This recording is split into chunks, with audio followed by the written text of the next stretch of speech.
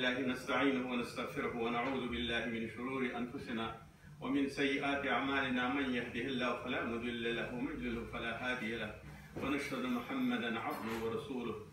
قال الله تعالى في القرآن المجيد: بسم الله الرحمن الرحيم: وانكحوا الأيام منكم والصالحين من عبادكم وإمائكم إن يكونوا فقراء يغنيهم الله من فضله والله واسع عليم.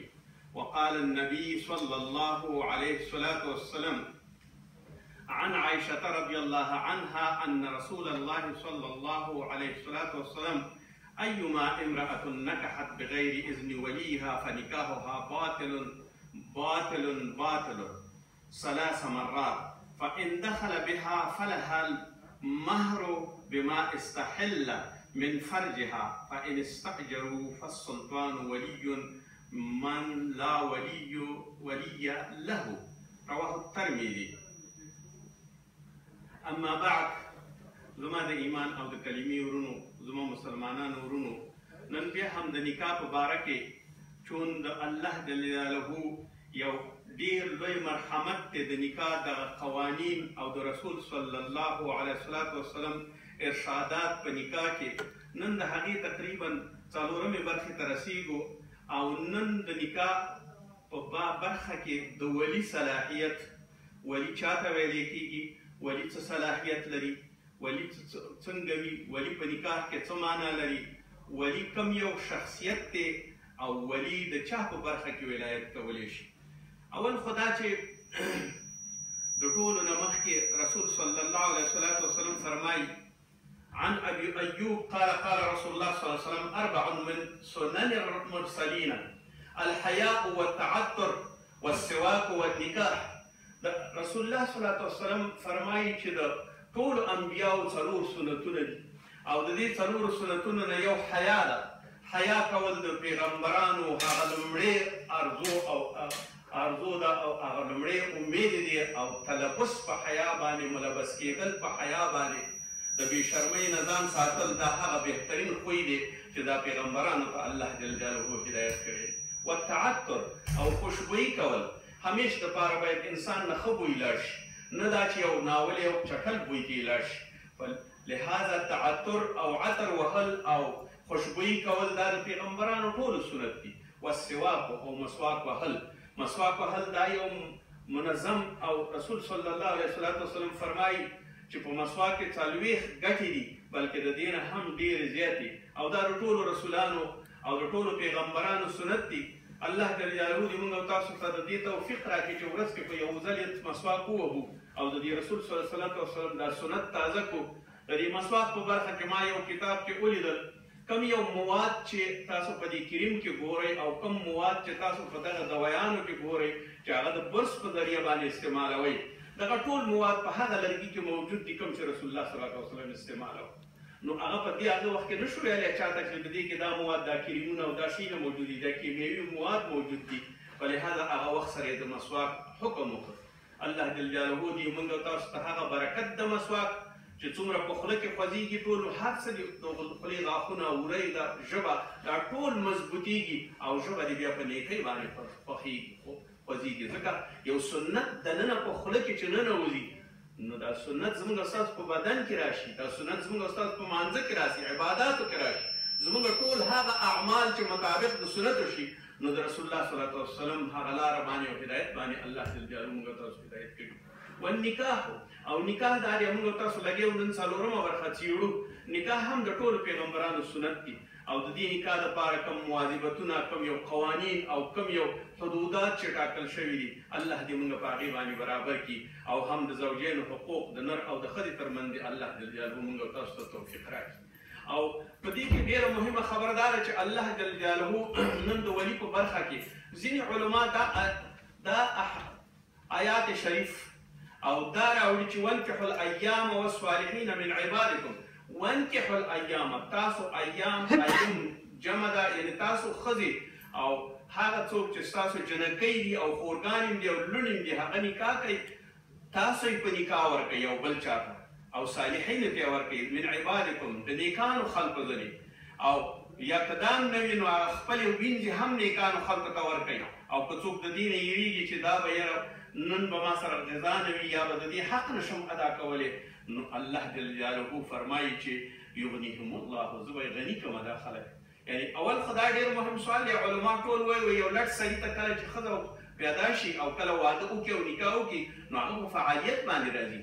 ضرور خبره چې د هغې فعالیت یو څه تولید کوي، یو څه شی غذا دپاره یو څه کوشش کوي، هم خپله ذمهواري او هم د ښځې ذمهواري دواړه کولی شي. دویمه خبره دا ده چې کله ښځه سړی وکړي نو د ښځې دپاره یو مشاور پیدا شي. هر کال په مشوره باندې کېږي او د یو فکر نه دوه فکرونه بهتر وي د دنیا د ژوند دپاره.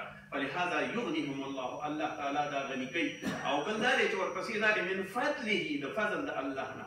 یعنی که تاسو په یو سنت باندې عمل وکئ، تاسو د پیغمبرانو سنت په ادا کوئ، په تاسو باندې به فضل د الله وشي. او فضل د الله داسې معلوم نه دی چې تا ته یو مخامخ یو شی راځي، یو قلم درکوي، یو ډالر درکوي، یا یو بل داسې څه سوغات درکوي چې ته په هغې باندې خوشحاله شي.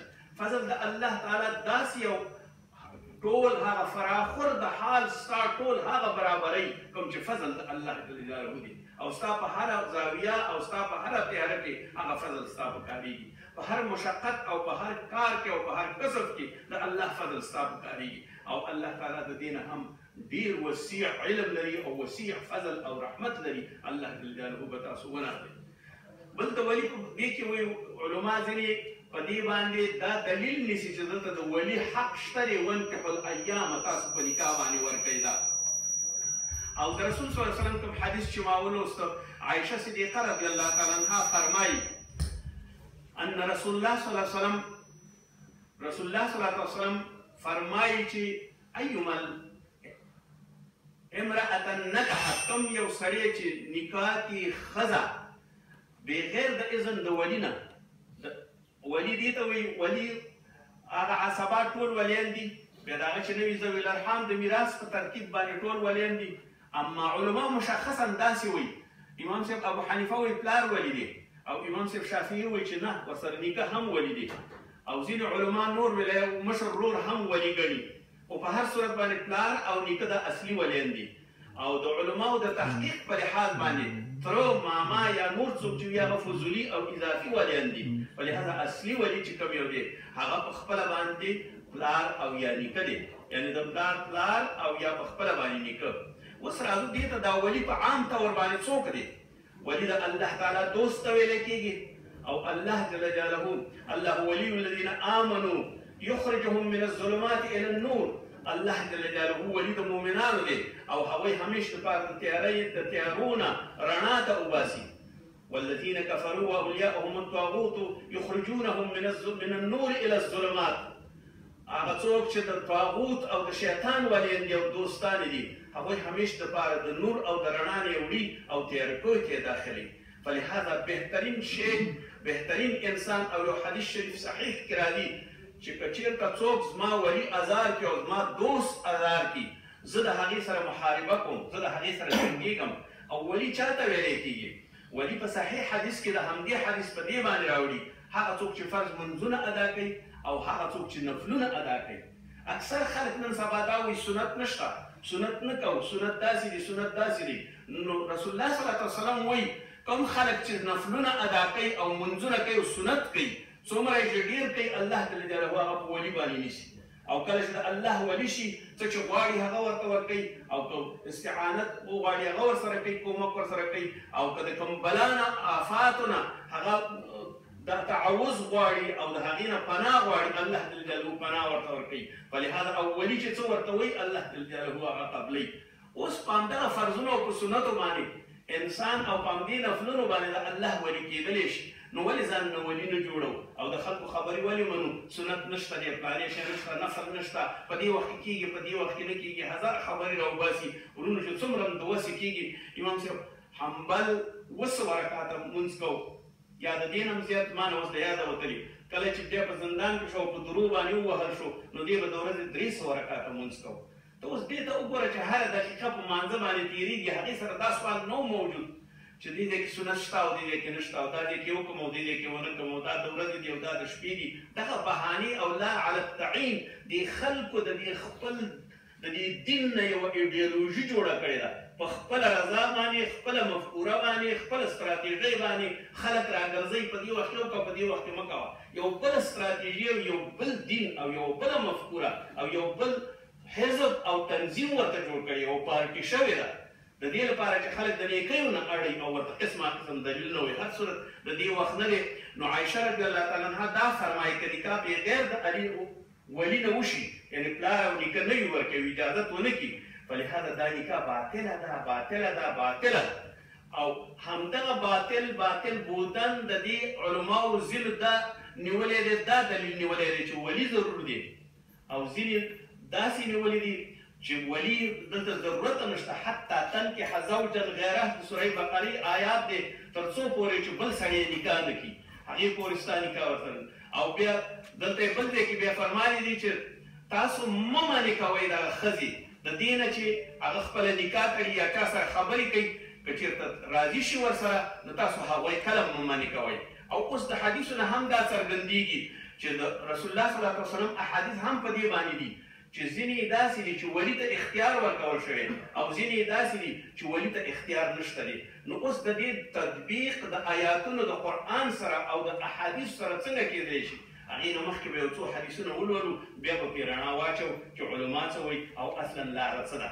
نو فرمایي ابي هریره رضی الله عنه روایت کوي وایي مه نکاح کوئ ښځې یا ایم څنګه یې مه نکاح کوئ حتی تستأمرو تر څو پورې چې تاسو ته حکم ونه کړي مشوره ونه کړي.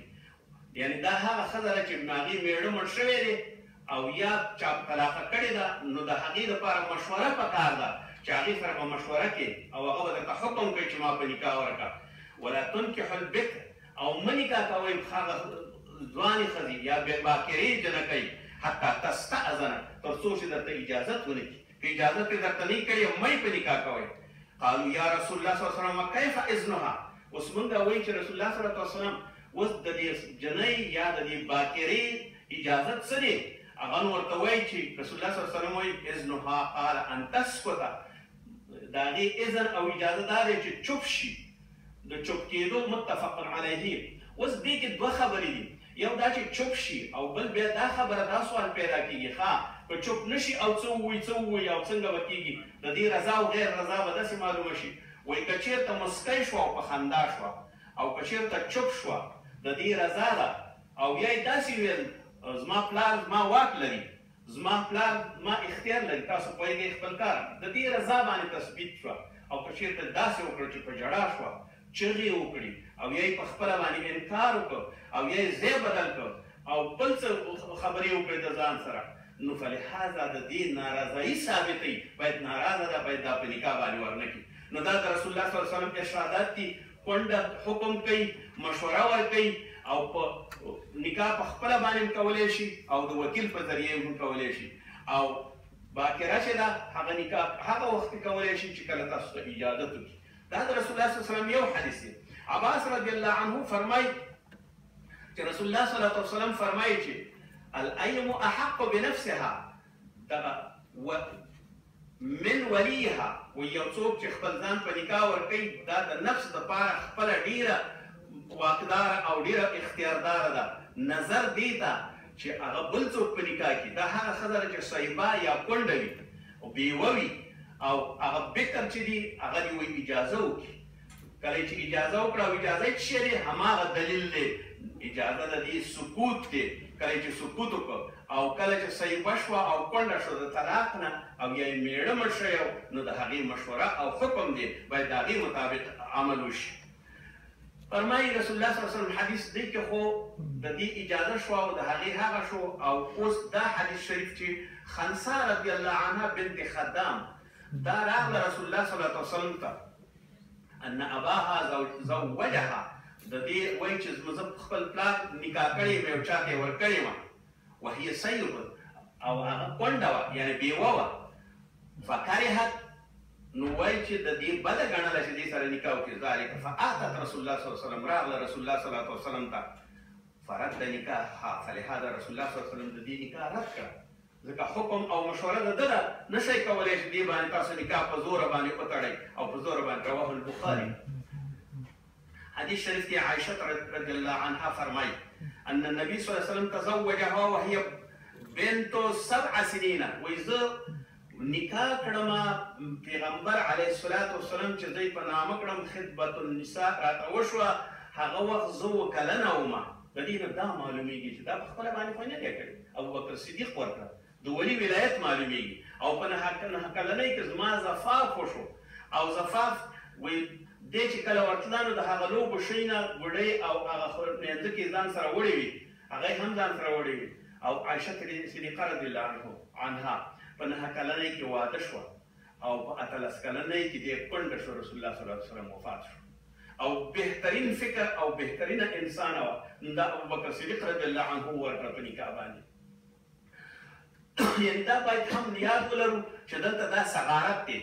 او ابي موسی رضی الله عنها روایت کوي، دا د عایشې صدیقې رضی الله عنها دا حدیث چې دا مسلم روایت کړی، فرمایي لا نکاح الا بولي، وایي چې نکاح نشته مګر ولي به ورکوي ورته، یعنی ولي حق لري د دې چې هغه په نکاح باندې ورکړي. دا احمد، ترمذي او ابو داود، ابن ماجه، دارمي، یعنی ټولو هغه صحاح او ستاونه هغه ټولو کتابونو بغیر د 2 شیخانو نه نورو ټولو روایت کړی دی. او وایي چې بغیر د ولي نه نکاح نشته، که چېرته په نکاح څوک ورکوي نو ولي به ورکوي ورته. بل حدیث شریف کې فرمایي عایشه رضی الله تعالی عنها، کوم یو سړی چې کوم یوه ښځه چې خپل ځان نفس په نکاح کې او بې د ولي د اجازې نه، نکاح یې باطله ده، نکاح یې باطله ده، نکاح یې باطله ده. او کوم یو مهر چې اخیستی دی او نه دی اخیستی، نو که دوی ورسره یو ځایوالی کړی وي، هغه مهر به ورکوي چې د هغې جبیره شي چې هغه ورسره یو ځای شوی جماع یې ورسره کړې ده، او نکاح یې باطله ده. بیا فرمایي ابن عباس رضی الله عنهما فرمایي بغایا یا هغه څوک چې زناګانې کوي، اللاتی هغه ښځې دي ینکحن انفسهن چې خپل ځان په نکاح باندې ورکوي، بغیر بینة، بغیر د شاهدانو او بغیر د ګواهانو نه. بغیر د ګواهانو نه کوم یو کس چې بې د ګواه نه په پټه باندې نکاح کړي، د دې معنا دا ده چې نکاح باید اعلان شي. او څوک چې بې د بینې او بې د شاهدانو نه نکاح کړي، نو د هغې نکاح نه کېږي. موقوف، نکاح موقوفه ده. رواه الترمذي، دا حدیث ترمذي روایت کړی. یعنې شاهدان ګواهان په نکاح کې ضروري خبره ده. او رسول صلی الله علیه وسلم فرمایي الیتیمة تستأمر فی نفسها، هغه یتیمه جنۍ چې پیغله شوې وي هغه کولی شي چې خپل ځان په نکاح باندې ورکړي، او که کونډه وي په نکاح باندې ځان ورکولی شي. وړه ماشومه نکاح شوې وه او وفات شو خاوند یې، او یا دا چې کله چوپ شوه او تا ورته وویل د نکاح د جواز، نو نکاح جواز لري. رواه الترمذي و ابو داود والنسائي. جابر رضی الله عنه فرمایي کوم یو سړی چې تاسو ایما عبد تزوج بغیر اذن سید، کوم یو غلام یا کوم یو بنده چې ځان یا کومه کلیزه چې ځان بیدون له دې نه په نکاح باندې ورکړي چې بادار یې ورته اجازه نه کړي، نو هغه نکاح باطله ده، نکاح یې نه کېږي. لکه څنګه چې د ولي دی همدغسې ولي د یمین هم دی، دا د هغې ولي ملک دی او باید د هغې په اجازه باندې وکړي. ابن عباس رضی الله عنه روایت کوي، فرمایي چې یوه جنۍ بکرن آتت رسول الله صلی الله علیه وسلم، رسول الله صلی الله علیه وسلم ته راغله، فذکرت ان اباها زوجها، رسول الله صلی الله علیه وسلم ته عرض وکړو چې زه مې پلار په نکاح کړې یم یو سړي ته، وهي کارهة، او زما هغه خوښ نه دی، زه هغه کریه ګڼم. فخیر النبي صلی الله علیه وسلم، دغه جنۍ چې وه اختیار یې ورکړه رسول الله صلی الله علیه وسلم ورته، که په نکاح دې خوښه وي ویې کړه، او که دې خوښه دې نه وي ورسره نکاح مه کوه. دلته د ولي خبره هم رد شوه. رواه ابو داود. دی بل حدیث کې بیا داسې فرمایي چې د بالغې ښځې نکاح لا تزوج امرأة، یوه ښځه به بل ښځه په نکاح باندې نه ورکوي، او ښځه به په خپله هم خپل ځان په نکاح باندې نه ورکوي، خپل نفس به په نکاح باندې. فإن زانیة هي التي تزوج نفسها، دا به زانیه ښځه وي که چا په نکاح باندې خپل ځان ورکاو، یا بلې ښځې دا په نکاح باندې ورکړه بدون د ولي د هغې نه، او یا په خپله د سنت طریقې نه بغیر. رواه ابن ماجه. فرمای ابي سعید رضی الله عنه فرمای رسول الله صلی الله علیه وسلم فرمای چې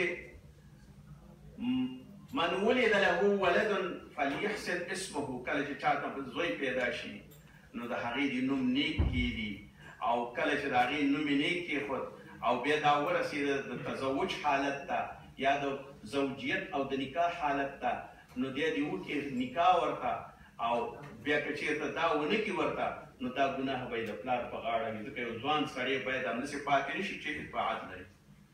اوس راځو دې ته چې دغه کوم احادیث مونږ ولوستل، د دې دوه قسمه آیاتونه مونږ ولوستل، یو د ولي تثبیت دی او یو د ولي نفي یا منع کول دي، چې ولي منع شي که نه شي منع. علما څه وایي؟ امام صاحب ابو حنیفه وایي ولي ته کوم ضرورت نشته. د امام صاحب وایي دوه قسمه علما داسې ورته وایي چې دوه قسمه ولایت دی، یو ولایت اختیاري دی یو اجباري دی. اجباري ولایت په هغه وخت کې دی چې یوه جنۍ صغیره وي نو کولی شي ولي چې دا په نکاح باندې ورکړي، او کومه یوه چې لیونۍ جلۍ وي یو څوک یې په نکاح باندې اخلي ولي کولی شي چې دا ورکړي په نکاح باندې، او کومه یوه چې د کنیزه وي کولی شي دی چې په نکاح باندې ورکړي. دا هغه نکاح ده چې د ولي په ذریعه باندې ورکول کېږي، دا اجباري ولایت دی. دویم اختیاري ولایت دی. اختیاري ولایت امام صاحب ابو حنیفه ځینې دلیلونه دغسې وایي چې اختیار یې ورکړی دی، دغه حدیث او دغه آیاتونه حتی تنکح زوجا غیره او یا هغه نکاحګانې چې کېږي وایي تاسو یې مه منې کوئ، د خپلو نکاحګانو نه قرآن عظیم الشان هم دا وایي مه یې منې کوئ د نکاح کول نه. امام صاحب ابو حنیفه وایي کله چې جنۍ بالغه شوه هېڅ وخت ته نشي منې کولی دا که چا سره نکاح کوي. هو په هغې کې علما امام صاحب ابو یوسف وایي نه باید وایي نه کړي، مګر که وایي کړي نو کفر دې ځان ته غوره کړي، خپل سیال دې ځان ته غوره کړي. او امام صاحب محمد وایي درې واړه علما خپلو منځونو کې وایي چې دا نکاح نه بېرته دی موقوفه د نکاح تر هغې پورې چې والي اجازه ورته ونه کړي. دا درې واړه نظرونه امام صاحب ابو یوسف د خپل نظر نه تېر شوی دی، او د امام صاحب نظر دپاره همدا کفر کفایت. اوس د کفر دپاره دا راځي چې کفر به څنګه کېږي. مثال په طور باندې دین کې کفر، نسب کې کفر، او په مال کې او په دارایي کې کفر. دا درې واړه شرطونه درست دي.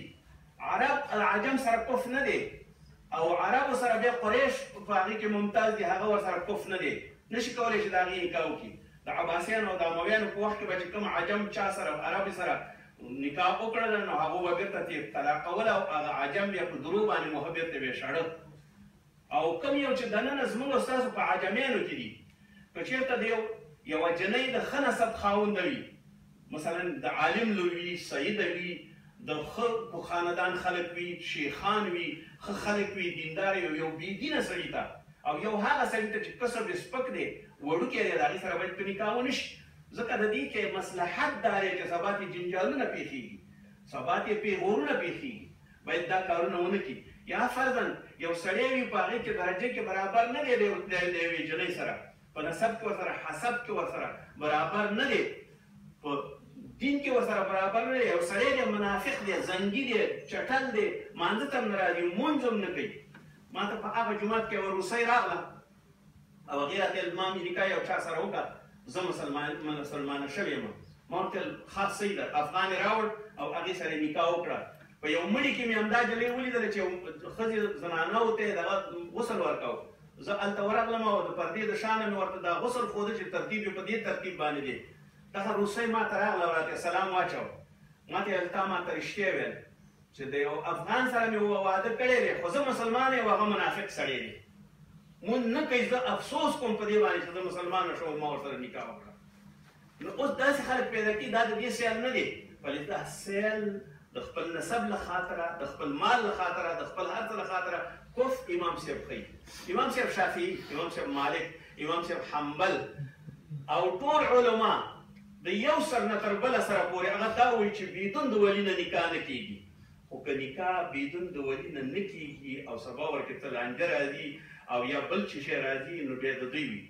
خو مصر څه وایي؟ د مصر علما دا وایي د هغې د امام صاحب په طریقه باندې نکاح هم په مصر کې کېږي، قوانین او وراثت هم د امام صاحب په مذهب باندې دی، او نفقه هم د امام صاحب په مذهب باندې هغوی څه وایي وایي بهترین نظر د امام صاحب ابو حنیفه دی چې جنۍ په دې کې ګرفتاره نشي که خپل کف او سیل پیدا کړي نو کولی شي چې خپل ځان د دې لپاره برابر کړي چې خپل خوښي یو میړه وکړي او یو خپل خاوند وکړي او که نه یو کور کې ناست وي او د پلار یو بدخلقه سړی یو چاته یې نه ورکوي نو ټول عمر دا زړه شي او یا د پیسو په لالچ کې وي او یا د یو بل شي په لالچ کې وي یو بل څه غواړي یو بل ملاوټ غواړي نو بهترینه خبره د امام صاحب همدا ده چې هغه وایي چې نکاح باید وشي که ولي ورته اجازه نه کوي او که ولي ورته کف یې نه یا مهر یې نه نو کولی شي چې بېرته خپله نکاح وګرځوي او که کف او مهر یې ورته ورکړی نو نشي کولی چې دا نکاح بېرته وګرځوي.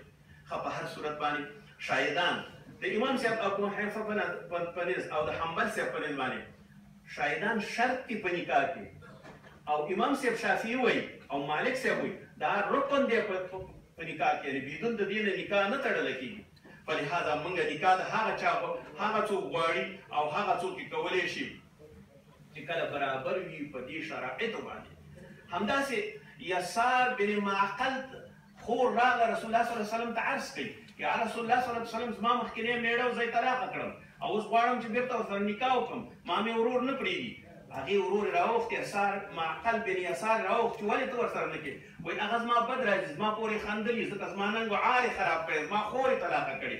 ورته یې وویل د الله تعالی دا آیاتونه چې رانازل شو چې تاسو مه منې کوئ خپل ښځې د دې لپاره چې هغوی د چا سره نکاح وکړي تاسو د دې عدل مکوئ تاسو دې سره نکاح مه مانع کېږئ. په لحاظه د دې آیات مطابق هغې ویل چې زما خدای ته مې توبه وختله او هغه قسم چې ما خوړلی و هغه قسم به زه کفاره ورکړم او زه مې د خپل خور پورې نه لګېږم څنګه چې د رسول الله صلی الله علیه وسلم حکم وي هماغسې بېرته دې ورسره نکاح وتړي. په لحاظه دلته هم ولي دوی وویل چې ولي دلته هم درد ونه خور شو نو ولي نه کېږي او د رسول الله صلی الله علیه وسلم احادیث ځینې وایي چې ولایت دي. بیا عایشه صدیقه رضی الله تعالی عنها چې د دې ورور عبدالرحمن هغه شام ته تللی و کله چې دی د شام نه راته نو د ده لور دې په نکاح باندې ورکړې وه نو د دې نه معلومیږي دا چې عایشه صدیقه رضی الله عنها دلته وایي چې لا نکاح الا بولي نکاح په ولي نشته او دلته یې په خپله باندې ولي نو او ده په نکاح باندې ورکړه خپله ورېره. نو اوس د دې معنا دا ده چې علما دا وایي چې د قول نه عمل بهتر دی. نو د عایشې رضی الله تعالی عنها عمل دا دی چې ولي نه وي هم نکاح یې کېږي.